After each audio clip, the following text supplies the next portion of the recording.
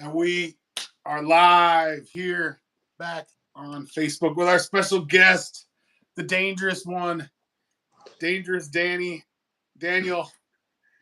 How are you doing? Or is this Penta? It's Dangerous Dan. No fear I'm doing pretty tonight. awesome. How about you, Freddie? You should really buy into the old logo No Fear brand. Maybe that'd be a good look for Penta. Dude, I'm saying he needs to, man. Bring back, bring back. Everybody loves the '90s shit. Right? Speaking of '90s shit, man, I just got wrapped up watching RVD TV title reign. Some Heck matches. yeah. Yeah. What you been watching? Any wrestling lately? I caught a little bit of Monday Night Raw tonight. JD McDonough taking on Drew McIntyre. There we go. All right. Pretty dope. Got a couple movies today. Pretty hyped to watch those. Nice. Blue Beetle. What else? Gran Turismo, Equalizer 3, and The Nun 2. So Nice. pretty hyped to watch those. Nice. Hey man, let's jump into it right away. Huge deal last week, man. Brian Keith, like one of the dudes you've been like raving about, uh, posted, shared your photos, tagged State of Pro Wrestling. Huge Dude, accomplishment. that was such a huge emotional high, man. And then waking up today and seeing Sergeant Slaughter share your video, dude, that was super phenomenal too, man. I Yeah, was just super happy, man. yeah. Makes the For the makes me homeboy, feel like we're definitely doing the right thing, you know. Stonehenge, man. Like to see him get that love because he's always a super old school. Like he really loves that era of wrestling as well. So it was a really cool moment for him to see what they put together there at the Bellevue show. Like you said, to see our dreams, man. Like a dream was to get you ringside. We started doing that this year, and boom, like and to see you get the love from the people that you've wanted to get. You know, you wanted to line up Royal Yeah. Flavor, and seeing the love that we have from them, that they chose us, that we were the podcast, live stream, whatever you want to call us, interview personality that they held out for us. Like that stuff means the world to me. Seeing Dante last weekend after the show, Dante Martin from Top Flight, and him confirming that, boom, we were State of Pro Wrestling, the only podcast interviewee that they've ever worked with, that Dante had ever done. It's a proud thing, man, to see you get your moment with your hero, Brian Keith. Arguably the hottest wrestler right now, getting the shout out from Brian Danielson and stuff. Just so cool, man. And like, Yeah. And like let it be known too that glow up for Brian Keith is, man, that's so well deserved, dude. Super down to earth dude, super genuine, super cool dude, man. I'm really big into music too, and just all facets of entertainment. Knowing he's sponsored by Swisha House and has yeah. that whole bridging the gap thing going is definitely cool. And you had mentioned Ooh, that State uh of Pro Wrestling mixtape, man. Maybe we should hit up Switch House yeah, to you see if had they. mentioned Dante picking us and Royal Flava picking us, and something that we've been working on too is we were trying to interview Eric from DPW, and Yeah. we Wait, noticed here, that that Michael's corner got him, and we really? I don't think we got to say we see you, but we see you, and we have something for you that we're working on too. So um we definitely see Century and what they're doing, and we're proud of our boys. So something to expect from us in the future. So Yeah, man. We talked to Matthew during our interview there. He was, part of the championing that Paul Verk really hasn't gotten his shot there up at DPW yet. not just Paul Burke, but X. Let's talk about X too. That first People not DPW putting show, I respect on remember his name, man. working the hard cam and X kind of hanging out there. He had his, I believe he was on that pre-show for that first DPW show, and he was hanging out up there. and we were kind of chatting, and I was like, wow, this guy is just really got a great mind for this business, great creative mind, a great look, great character that he's developed since too. And when I was shooting some of the highlight clips of this last DPW show, the guy next to me was there to see X, and that was his main guy. And it was cool to see. As big as a fan of I am Jay Fowler and Sierra, and I really wanted them to have their moment to see who the best wrestler was, because that's what we're all there to see. That they stole that moment from us. It was cool to see X get his shine and get his moment. And I'm a fan of RJ too, but it was cool to see him get spiked, catch that spike buster from X. Yeah. And like, they aren't playing around. Like, that's how it is, man. You either sit around, you can kind of accept the world for the way it is, or you can manipulate reality. All right. Let's see. Some other things that I said we were going to talk about was that debut of Edge, man. All right. We had kind of talked about that, and what'd you think of that? And you were saying before that you were hoping that they would keep Edge and Christian apart. Now that they've obviously put them together, what are your thoughts, man? I think it's the sitcom mentality. You know what I mean? I think it's the everybody wanting what they're comfortable with. You know what I mean? And I'm a little bummed because Christian is peaking right now. You know what I mean? Like, I think he definitely deserves his own spotlight, his own time. Dude, he really does, man. Like, and I was telling Amanda this about Tony Storm too. Like, just she's really breaking out. Oh my god! And like, I can't wait. And I said this to Amanda too, man. I can't wait till Danhausen comes back and those two have moments together, man. That's what I'm super pumped about. But, and I like at first my thing that I was going to compare the Edge thing to was Ron Killings in TNA. You know what I mean? All right. Because when Ron Killings went to TNA, everybody kind of forgets that TNA kind of poured respect onto that man's name. They gave him a world title run. That might not have been the biggest, most glorious Bruno Sammartino style run. I'll keep it honest. You know what I mean? It was still a run, and he was still a well-respected athlete in that company. And I was thinking about it for a minute or two, and I was like, man, I'm really happy they kind of kept him away from Road Dogg when he went over there. But then I thought about it, and I'm like, son of a bitch, Road Dogg went over there with him. You know what I mean? Son of a B. Road Dogg went over there with him. You know what I mean? So I also kind of backtracked and kind of understood like the comfort level that fans have with what they're used to and kind of what they expect. But it was just something where like I just want to see Christian go on being as hot as he is right now with his whole gimmick and his whole angle for like another 6 or 7 months before it starts to fade or die down a little bit. You know what I mean? Just even seeing the memes that people are doing of him having matches against Simba and Mufa. You know what I mean? Like, yeah, he's done it on his own, man. Like, he doesn't need that Edge matchup right away. I could see him like putting it on kind of a back burner, having these huge, like, you know, they're 3-on-3 or 5-on-5 sort of matches that they like to do. Right. And I mean, all stars with nothing better to do versus.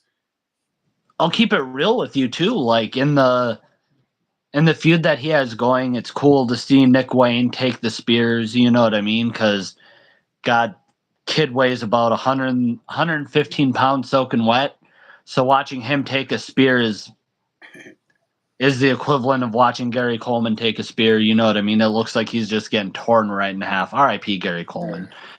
But it's something where you realize how good of a wrestler Edge is in the fact that he can protect Nick Wayne and make him look good at the same time too. You know what I'm saying? But I'm hoping that like they at least keep Edge and Christian away from getting in the ring with each other against each other for a hot minute. So, what else did I say I wanted to talk about? We have that new Cartoon Network logo I think we got going on. Yeah. The new logo. Really excited. I've been getting great feedback from everybody about that. Like, really looking forward to getting stickers and t-shirts for that. Speaking of, we are pushing the Crown logo t-shirts. You get and stickers. Boom, 2 stickers shipped to you. Just $30. Support the cause out here doing our thing as we roll on. Can't beat that deal with a stick if you tried. Yeah, dude. I'm excited for everything we have moving forward, moving towards Grand Slam. Things really picking up this week. Like I said, next Sunday, we're going to sit down with Ref TJB and really dive deep with him and see where his journeys have been. He's worked with a Wisconsin group that had done the wrestling journalism and interviews and podcast sort of trail as well.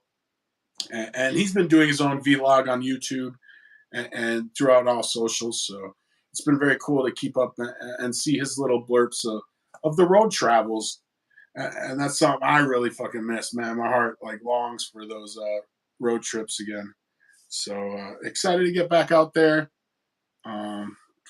Let's see what else going on this week. Friday, we've got you had mentioned Grand Slam. They just did 2 big announcements this week for Grand Slam with Royal Flava getting a title shot because of what happened at Nerd and Outcon. In a ladder match. In a ladder match. And we also got the announcement of, Aja Kong versus Sierra. So we're bringing in one of Japanese legend to take on. That's huge, man. Sierra. And the breaking news on our part, State of Pro Wrestling, ringside, backstage, all access coverage, MAW, Grand Slam 5.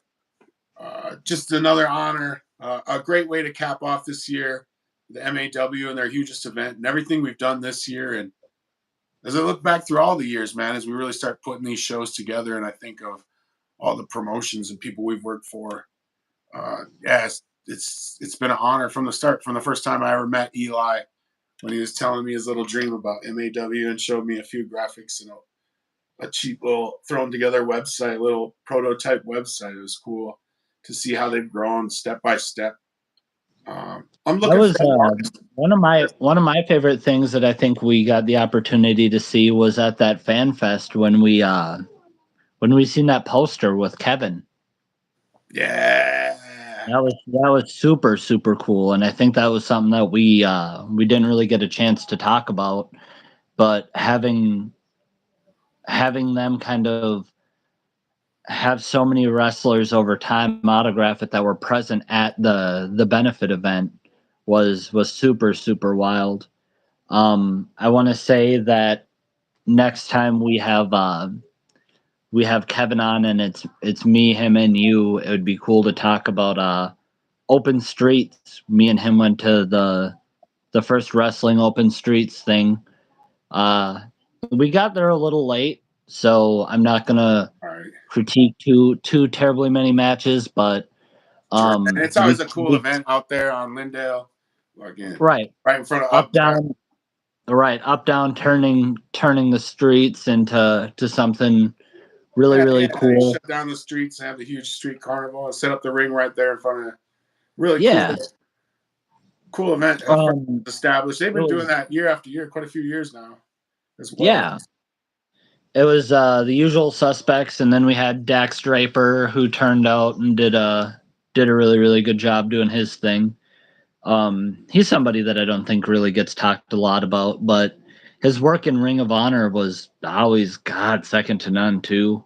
I was always really impressed when I seen him in Ring of Honor TV and things like that. I remember him being at one of the first, give me a second, one of the Uptown shows that First Wrestling had done, that I was always a huge fan of his when being that his name was Dax Draper, I think everybody started chanting "dirty diaper" and throwing diapers at him or something like that. That was just yes. had me cracking up. Yes, I was watching it was Little Guido was challenging for the Rob Van Dam, and everybody was chanting, "Where's my pizza?" Right. Like, Little Guido and the full-blooded Italians were always a money stable too. yeah, Tracy R.I.P. Smothers. R.I.P. Right, I was just gonna say R.I.P. to Tracy Smothers, man. He's somebody that I guess it happens a lot, and I'm finding myself. There you go. I find myself saying that a lot too, but a lot of the wisdom that he passed on to so many people, man, it's wild. Just even watching the run he had in JCW with or in ICP's company, whatever you want to call it. Sure. Just the stuff he did there, and the fact that, like, to keep it really honest with you, man, the fact that nobody really, I guess, after his star kind of, I'll keep it real. After his star kind of died down, nobody was really booking him besides independents, and it's hard to book a character like that. But at the same time, like, I also don't think a lot of people on the, let's just say, the Triple H level realized the genius that was between that man's ears. You know what I'm saying? He had Oh, and a I can lot of really imagine good that. insight. I can only imagine if you set like a roster or a card of wrestlers in front of him, like the sort of angles and masterminds. Sort of, it was cool to watch him and Grado. I think it was on Colt Cabana's Funniest Yes. Money DVD. Yes. Uh, very inappropriate, but what a killer villain! Like, what else? I want to hate, and I want to feel passion. We're here to we're Um here to watch guys play fight. We're here to see the real deal. right.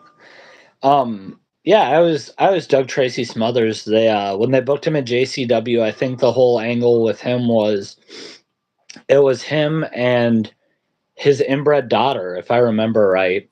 That trust, man, trust. It was a wild storyline, but like it culminated with, like, I think Boondocks and her seeing each other. It was a Maybe, wild journey, maybe but that would be a like, fun deep dive to start at the beginning of JCW and fucking. dude, I'm saying, man, some of the stuff that JCW had done in its time, like, you don't really like realize it till you go back. But like, oh, okay, like, let's take 2-3 minutes and talk about it. If you look back at it, you have Matt Cross that used to wrestle in JCW. You have God, I want to say Abdullah the Butcher. You have Honky Tonk Man. You have King Kong Bundy. Like, they had a fairly stacked roster of legends. You know what Yeah, I you mean? guys had a great like legends. If you look, if Legends. you if you open some of the old gathering programs, like the gathering that was in Peoria, which would have been the third gathering, because the first one was in Detroit, the second one was in Ohio, and then the third one would have been in Peoria. At the third gathering, man, they had Chris Candido, they had Eddie Guerrero, you know what I mean? Yeah, Norman Smiley, Lenny Lane, and you have to realize, like, when that was happening, all them cats were still under contract. You know what I mean? They yeah. were, you know what I mean? They were kind of all doing their thing, but it's wild because if you follow them as wrestling fans, you understand that they book things as fans. You know what I mean? They've in the past, I want to say, they booked the Outsiders versus the New Age Outlaws Yeah. with, was it? Yeah, I feel like it was the New Age Outlaws versus the Outsiders with Yeah. X Pac being the special referee. Damn, yeah, that'd be cool. I see Cool. some JCW dream matches, and they were on tour, man. I remember seeing them in Minneapolis many years ago, and they really were legitly like. I think it was after ECW and WCW crumbled, but they were legitly like number 2, number 3 wrestling company in the States. Like Right, and it was always just super, super fun to see them book things because, What's like, for ICP? Everything they fucking. I want to say, I think it, and this is another thing too. I think it was an old podcast that Davari was on. I think it was the Thank You Rob podcast. All right. He had talked about this was, I think, before WrestlePalooza 7 or 8. All But right. they had interviewed him about being at the gathering and kind of like what they were shying away from and some things like that. But yeah, when they had the Davaris taking on, I want to say, Madman Pondo and somebody else. But a lot of people kind of forget too that Heidi Lovelace used to wrestle a couple matches for JCW. Sarah Logan used to wrestle as Crazy Mary Dobson. So like you kind of had some WWE talent that was littered there. There Legends we go, man. being Maybe we should do like a top 10 oh heck dream, yeah, man. like most slept on JCW. Maybe deep dive into this because we've been talking about maybe going to the gathering. I mean, you went, but man, I haven't been. I watched God, what was it? It's already been since 2007. But we were watching that one. Ultimo Dragon was on that one. That was like Scott Hall before he got better. Yeah, that's the thing that I think people like sweep under the rug a lot because it's kind of like a dark period. You know what I mean? So like Jake Roberts had a JCW match, but then again, I'm not going to sugarcoat it. It was a rough watch. You Oh know what yeah, I I think mean? that was on that show, man. Where he's Because yeah, some of the legends are like clearly past their working prime or whatever, but like all right, but then again, Jake Roberts kind of got healthier and he kind of, you know what I mean, turned some things around fuck and yeah, got better. Shout out to him. Shout out to DDP Yoga. yeah, bright side of the ring. No.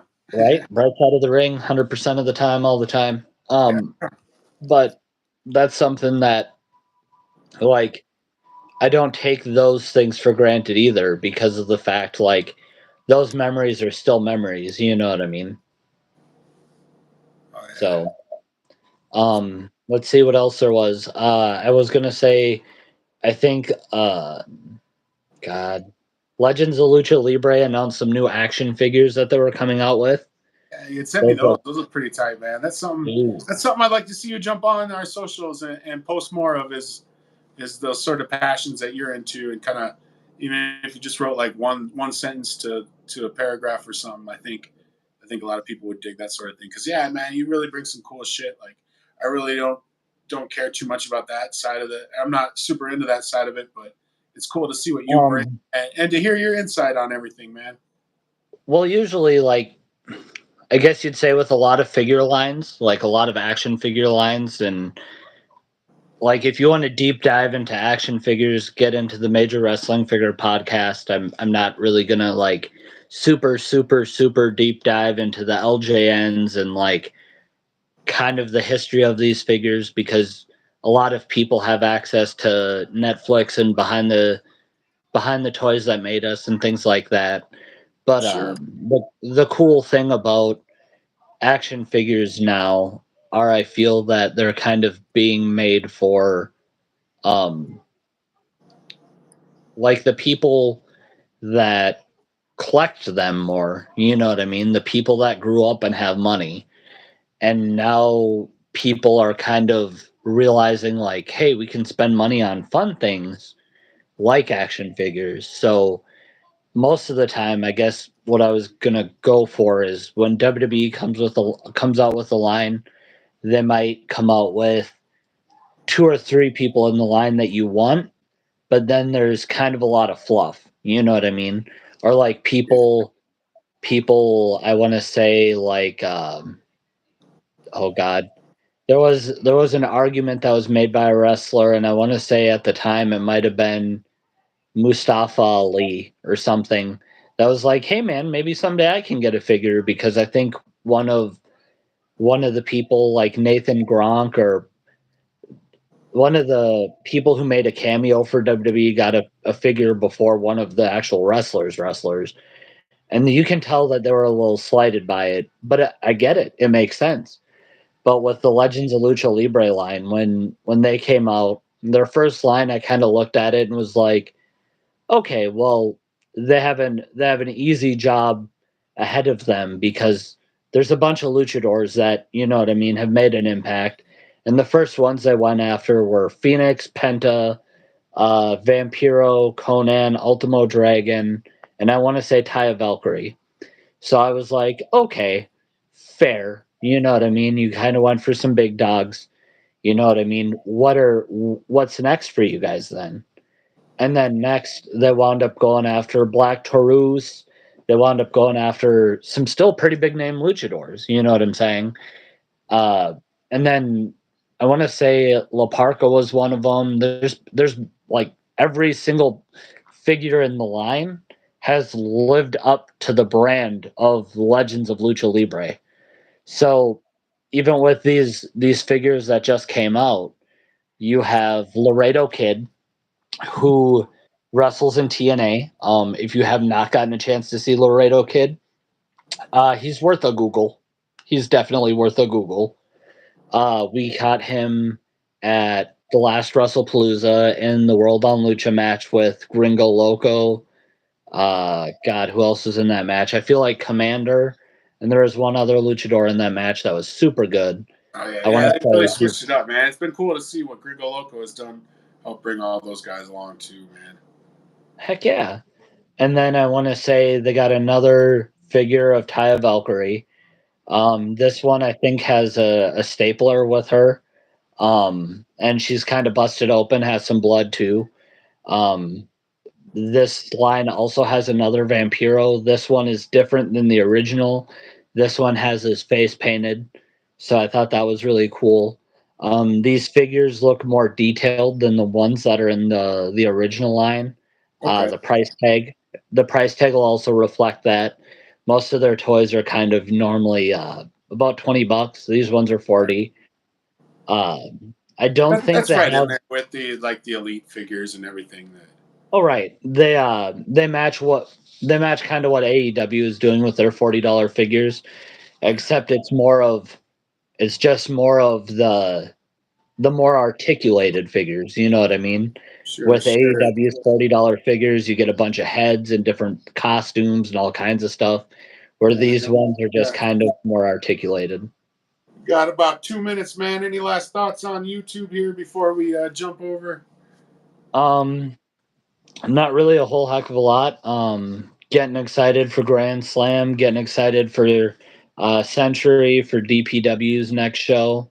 Yeah, yeah. Hoping, Rumored early 2024. So hopefully that comes true. I definitely know some hard work is being put on some editing of Apex, which was the pre-show to Xena City Summit. Okay. So even though he's not per se on our podcast right now, just Yeah, or on our live yeah. We had stream. just posted the rest of your whole stash of photos from the DPW Rugged Pro show as well, man. It's kind of a Right, bittersweet thing, but it is what it is, man.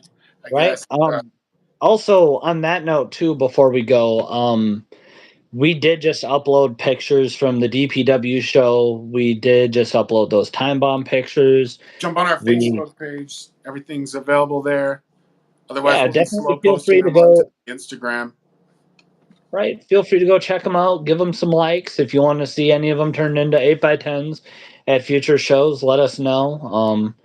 Thanks to our viewers. Thanks to our fans, our friends, our family, our moms, our dads, everybody who's supporting us. Jump over. Where are we going to jump to now? Are we going to do Instagram or Wherever you want. look at me You just let glowing, man. These lights got me fucking they got glazed. you beaming. They got you beaming. You let me know where Staying to go and I'll meet you there, staying bud. tan in the winter.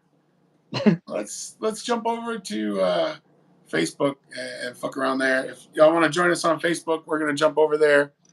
Let's take a little 5 minute break and we'll jump over onto State of Pro Wrestling Facebook Live. All All right. right, see you there.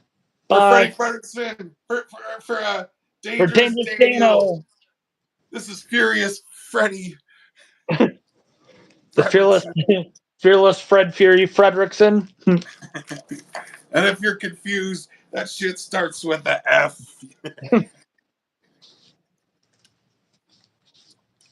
Ridiculous.